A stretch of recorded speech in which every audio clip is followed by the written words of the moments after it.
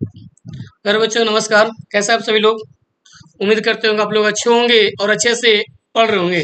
तो चलिए आज एक बार आपसे फिर से आपके सामने जेएमएस स्टडी यूट्यूब चैनल पर एक बार फिर से आप सभी लोगों को स्वागत है। और इस चैनल पर आप लोगों के लिए एक बार फिर से मैं एक नई वीडियो लेकर के आया हूँ, नई कंटेंट लेकर आपके सामने आया हूँ जो आपके लिए बहुत ही इंपॉर्टेंट होने वाला है। जितने भी क्लास 10 के बच्चे एग्जाम देने वाले हैं उन लोगों के लिए शायद बेहतर हो रहा होगा और आगे भी बेहतर होगा। तो शायद अच्छे होने का, अच्छा रैंक्स आने का आपका उम्मीद करता हूं और मैं आशा करता हूं कि इस तरीके का प्रश्न देखकर आप अच्छे से उसको पढ़िए, देखिए और उसको रिवाइज करिए ताकि आने वाले एग्जामिनेशन के लिए आपको बहुत ही बेहतर हो पाए। तो चलिए बाबू, आज जो आपके सामने मैं बात करने वाला हूं आप सभी बच्चे के लिए क्लास 10 का साइंस में बायोलॉजी के बारे में। किसमें? बायोलॉजी का जो आपका चैप्टर वाइज ऑब्जेक्टिव जो देने का काम कर रहा हूँ। पिछला जो आपको दिया था वो था क्या था? नियंत्रण और समन्वय। और आज का जो आपके सामने पॉइंट चैप्टर है बाबू वो है कि इस जीवों में जनन। क्या होता बाबू? जीवों में जनन जो आपका चैप्टर है ये बहुत ही इंपॉर्टेंट चैप्टर है, बहुत ही मजेदार इसमें आएगा। तो चलिए देखते हैं इसमें सबसे इंपॉर्टेंट कौन कौन सा प्रश्न है। तो चलिए आप सभी लोग जितने भी हैं इस चैनल पे जेएमएस स्टडी अकेडमी चैनल को आप सब्सक्राइब कर लीजिए और लाइक कमेंट कराना भूलिएगा। कमेंट करके अपनी राय, अपनी फीडबैक देते रहिएगा कि आपका वीडियो कैसा लगा और कैसे इसको इंक्रीज किया जा सकता है। आपको नॉलेज में और कौन कौन सी वीडियो चाहिए, कौन कौन सी प्रश्न चाहिए वो आप बताते रहिएगा और इस वीडियो के लास्ट तक बने रहिएगा। बहुत ही इंपॉर्टेंट ऑब्जेक्टिव में होने वाला है। तो चलिए बाबू शुरू करते हैं। इसमें जीवों में जो जनन है उसमें सबसे पहला पॉइंट है बाबू वो है कि इस प्रकार आपका कि अलैंगिक जनन। अलैंगिक जनन में कितने जीव भाग लेते हैं? यानी जो अलैंगिक जनन होता है इसमें कितने जीव भाग लेता है? 1 2 3 4 किस तरीका आपको सामने देखिए दिया गया है 1 2 3 4 ऑप्शन वाइज। तो आप इसको देख लीजिए ऑप्शन वाइज, आप बताइएगा भी कौन कौन सा है। तो चलिए इसका राइट आंसर जानते हैं बाबू।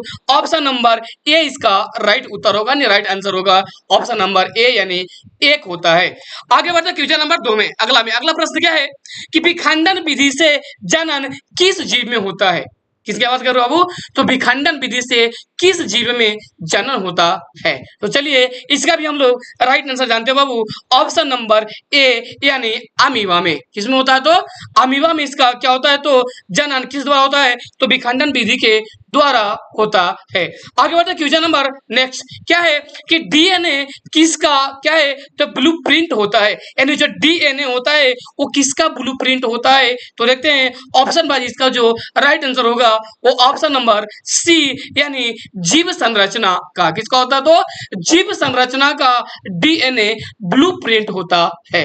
आगे बढ़ते क्वेश्चन नंबर नेक्स्ट में क्या है कि मुकुलन विधि द्वारा, यानी मुकुलन विधि किसका उदाहरण है?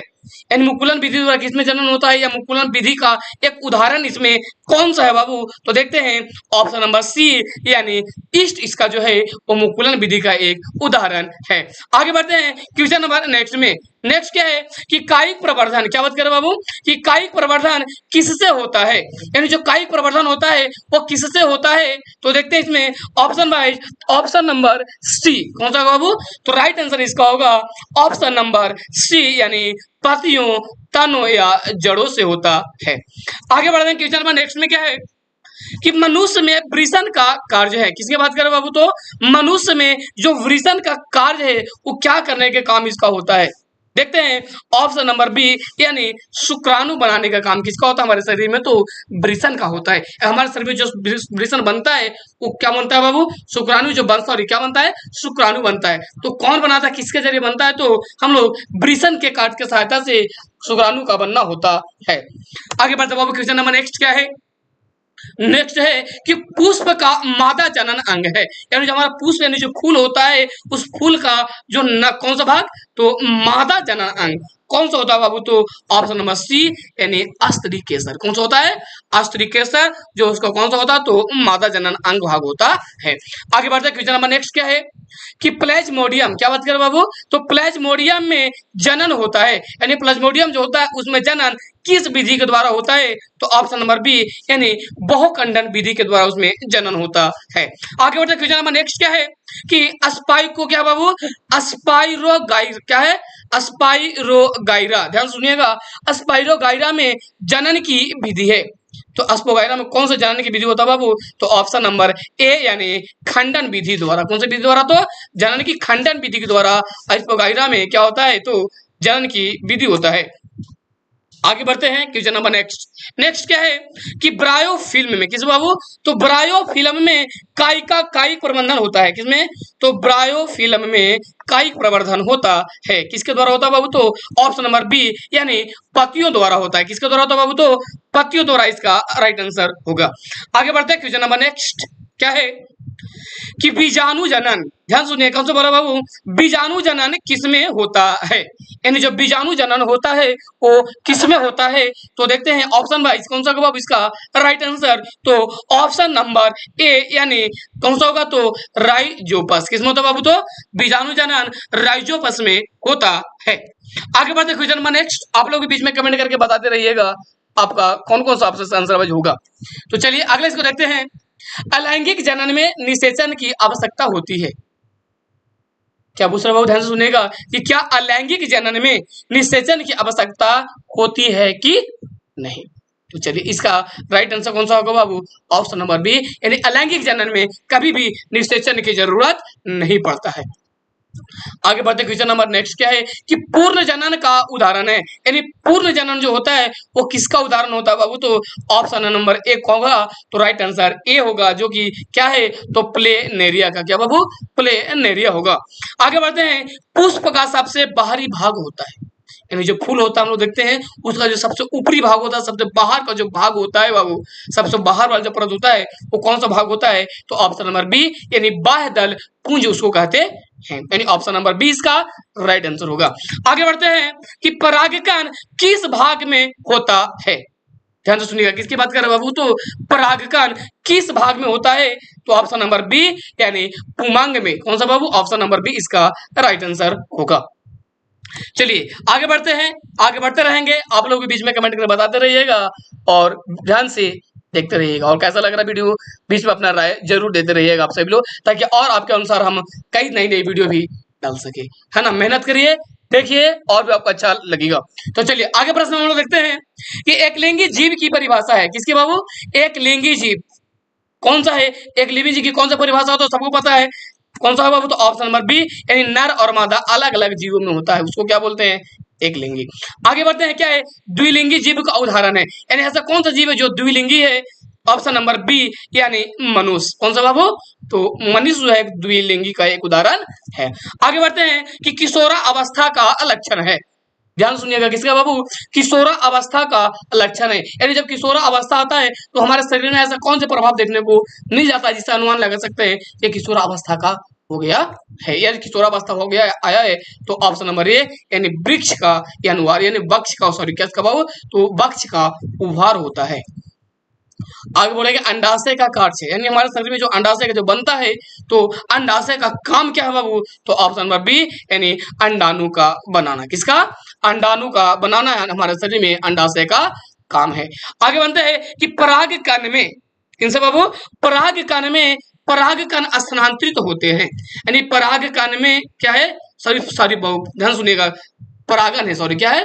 परागन में परागकण का स्थानांतरित होते हैं। क्या स्थानांतरित होता है? तो ऑप्शन नंबर बी यानी वर्तिकाग्र होता है जो स्थानांतरित होता है। आगे बढ़ते हैं, क्वेश्चन नंबर नेक्स्ट क्या है कि परागकण क्रिया क्या है? सॉरी परागन था, बारो बोले बाबू क्या? परागन क्रिया, सॉरी परागन क्रिया के लिए किस अंग की आवश्यकता होती है? यदि परागन क्रिया के लिए कौन सा अंग हमारे शरीर का चाहिए? तो देखते हैं ऑप्शन नंबर ए यानी पुमांग। कौन सा होगा बाबू? तो पुमांग अंग की आवश्यकता होती है। आगे बढ़ते नेक्स्ट क्या है कि कौन सा जीव द्विखंडन विधि से जनन करता है? यानी ऐसा कौन सा जीव है बाबू जो द्विखंडन विधि से क्या करता है? वो जनन करता है। तो देखते हैं ऑप्शन नंबर बी यानी अमीबा। कौन सा बाबू? तो अमीबा इसका राइट आंसर होगा। आगे बढ़ते क्वेश्चन नंबर नेक्स्ट क्या है कि कायिक प्रवर्धन किस प्रक्रिया को कहते हैं? यानी जो कायिक प्रवर्धन होता है वो किस प्रक्रिया को हम लोग कहते हैं? तो देखते हैं ऑप्शन नंबर सी यानी पौधे के अंग से नया पौधा को बनना हम लोग कायिक प्रवर्धन कहते हैं। आगे बढ़ते हैं नेक्स्ट में क्या है कि मनुष्य में निषेचन कहाँ होता है? यानी जो मनुष्य निषेचन करता है, फर्टिलाइजेशन होता है बाबू, तो मनुष्य का निषेचन कहाँ होता है? तो आप सबको पता होगा कि फिलोपियन नालिका, यानी ऑप्शन नंबर सी। कौन सा होगा? Right answer option number C, यानी फाइलोपियन नालिका में होता है।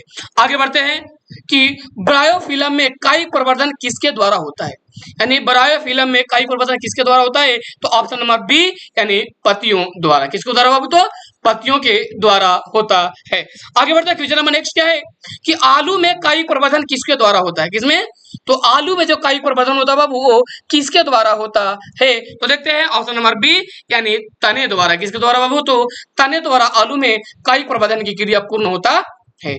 आगे बढ़ते हैं, नेक्स्ट क्या है कि पूर्ण जनन, क्या सुनिएगा, ध्यान सुनिएगा, कि पूर्ण जनन की क्षमता किसमें अधिक होता है? यानी पूर्ण जनन की क्षमता किसमें सबसे ज्यादा अधिक होता है, यानी सबसे ज्यादा होता है? ऑप्शन नंबर बी, यानी प्लेनेरिया में। किस बाबू? तो प्लेनेरिया में सबसे ज्यादा अधिक क्षमता इसकी होती है। आगे बढ़ते नेक्स्ट क्या है कि बाबू अस्पाइरोगाइरा, ध्यान से सुनिएगा, अस्पाइरोगाइरा में जनन की विधि है, किस विधि का होता है बाबू? तो ऑप्शन नंबर सी, यानी खंडन विधि इसका राइट आंसर होगा, ऑप्शन नंबर सी। आगे नेक्स्ट क्या है? हाइड्रा में जनन की विधि है। किसमें बाबू? हाइड्रा में जनन की विधि है, तो कौन सा विधि है? तो ऑप्शन नंबर ए, यानी मुकुलन विधि। कौन सा बाबू? तो मुकुलन विधि है। आगे बढ़ते नेक्स्ट क्या है कि प्लाज्मोडियम में जनन की विधि है। ध्यान सुनिएगा, किसमें? प्लाज्मोडियम में। किससे बाबू? फिर से सुनिएगा, प्लाज्मोडियम में जनन की विधि है। कौन सा विधि है बाबू? इसका ऑप्शन नंबर बी, यानी बहुखंडन विधि। कौन सा होगा? तो बहुखंडन विधि होगा। आगे देखते हैं, नेक्स्ट क्या है? शुक्राणु किस अंग में बनते हैं?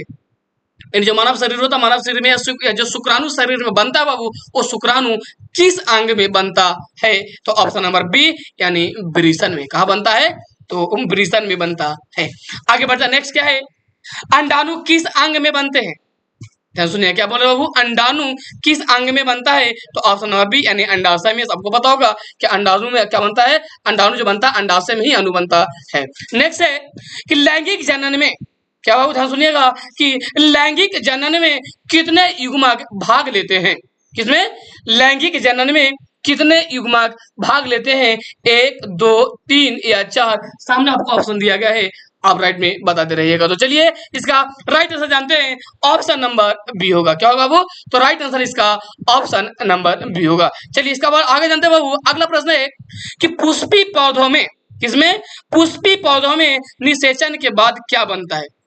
तो जानते हैं कि पुष्पी पौधे में जब निषेचन होता है, फर्टिलाइजेशन होता है, उसके बाद क्या बनता है? तो चलिए देखते हैं, ऑप्शन नंबर ए, यानी बीज बनता है। क्या बनता है? तो बीज बनता है। आगे बढ़ते नेक्स्ट क्या है कि परागकण, क्या बाबू? सॉरी, परागन। परागन के बाद, यानी परागन के बाद परागकण कहाँ पहुंचते हैं? किसके बाद? तो परागन के बाद जो परागकण होता है वो कहाँ चला जाता है, कहाँ पहुंचता है? तो ऑप्शन नंबर ए, यानी अंडाशय में। कहाँ पहुंचा बाबू? तो अंडाशय में पहुंच जाता है। आगे बढ़ते नेक्स्ट प्रश्न क्या है? मनुष्य में भ्रूण का विकास कहाँ होता है? यानी मनुष्य जो मानव होता है, मानव के शरीर में जो भ्रूण का विकास होता है वो कहाँ होता है? तो ऑप्शन नंबर बी, यानी गर्भाशय में। कहाँ होता है? तो गर्भाशय में भ्रूण का निर्माण होता है, यानी भ्रूण का वहीं भी विकास उसका होता है। आगे बोलेंगे नेक्स्ट क्या है कि पुष्प का नर जनन अंग, यानी पुष्प का, आगे बढ़ते मादा जनन अंग, इसका जो नर जनन अंग होता है बाबू, वो कौन सा होता है? तो पुंकेसर होता है। कौन सा होता है? पुंकेसर होता है। ऑप्शन नंबर 20 का राइट आंसर होगा। आगे बढ़ते हैं कि पुष्प का मादा जनन अंग, अभी तो नर जनन अंग था, और इसका जो मादा जनन अंग होता है वो ऑप्शन नंबर बी, यानी जायांग होता है। कौन सा होता है? जायांग होता है। आगे बढ़ते नेक्स्ट क्या है कि परागकण, क्या है? परागन किसके द्वारा हो सकता है? यानी जो परागन होता है वो किसके द्वारा हो सकता है? चलिए देखते हैं, ऑप्शन नंबर डी, यानी उपयुक्त सभी के द्वारा। किसके द्वारा? तो हवा के द्वारा भी, कीट के द्वारा भी, जल के द्वारा भी, इन सभी कीड़ों को मिला करके क्या होता है? तो इन सबके द्वारा भी परागन किया जा सकता है, परागन हो सकता है। आगे नेक्स्ट क्या है? तो जनन की प्रक्रिया, किसके बाबू? तो जनन की प्रक्रिया निम्न प्रक्रिया विविधता उत्पन्न करती है, यानी जनन की जो प्रक्रिया होता है उस प्रक्रिया में विविधता उत्पन्न होती है। तो किस में उत्पन्न होता है? किस जनन में होता है? तो ऑप्शन नंबर बी, यानी लैंगिक जनन में। किस में होता है? तो लैंगिक जनन में ऐसा विविधता देखने को मिलता है। चलिए यहां तक आपको कंप्लीट हो जाता है। ये प्रश्न आपका इसमें टोटल प्रश्न कंप्लीट हुआ। नेक्स्ट आपको बात करेंगे हम अगले वीडियो में। जब तक कि आप इसको पढ़िए, देखिए, अच्छे से आप कमेंट बॉक्स में अपना राय जरूर बताते रहिएगा कि ये वीडियो आपको कैसा लगा और अगली कौन सी वीडियो आपको चाहिए आप बताइए। उस तरीके का वीडियो मैं आपके सामने भेजता रहूंगा, आपके सामने सब पॉइंट्स देते रहेंगे। जब तक कि आप अच्छे से पढ़िए, मन लगा के मस्त रहिए, स्वस्थ रहिए, अच्छे से पढ़िए। फिर से मिलेंगे अगले वीडियो में। जय हिंद।